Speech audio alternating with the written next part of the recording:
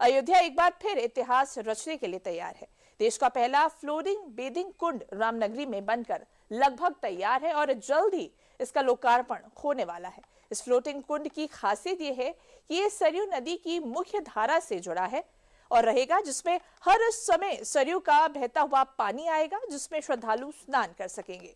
High grade polymer से बना ये फ्लोटिंग कुंड सुरक्षित भी है, मजबूत भी है और अत्याधुनिक सुविधाओं से लैस भी होगा। इसमें चेंजिंग रूम की भी सुविधा होगी। इस कुंड को बनाने में करीब 3.5 करोड़ रुपए का खर्च आया है। अयोध्या का लगातार विकास हो रहा है और ऐसे में इस फ्लोटिंग बेदिंग कुंड के बन जाने से यहां पर आने वाले श्रद्धालुओं और पर्यटकों को वर्ल्ड क्लास सुविधाएं मिलेंगी। तो देखिए, सरयू नदी पर फ्लोटिंग बेदिंग कुंड बनने जा रहा है और इसकी खासियत यह है कि सरयू नदी से जो मुख्य धारा है वो जोड़ी गई है और इससे रामलला निरंतर उनका जो स्नान है, जो जलाभिषेक है, वो होता रहेगा।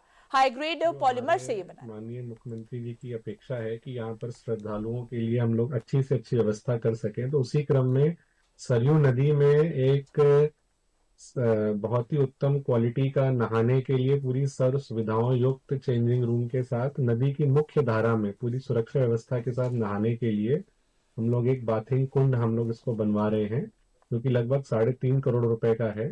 इसकी खासियत ये है कि जैसे भी नदी की धारा आगे पीछे होती है तो ये उस हिसाब से नदी की मुख्य धारा में ही प्रवाहित रहेगा और इसके नीचे से लगातार ठंडा पानी नदी का शुद्ध पानी जो है लगातार इसमें बहता रहेगा और श्रद्धालु उसमें आराम से उतर के बिना किसी भय के डर के एक पूरे प्रशिक्षित जो हमारे उसमें कार्मिक लगे रहेंगे उनकी देख रेख में अपने यहाँ पर नहाने का काम कर सकते हैं।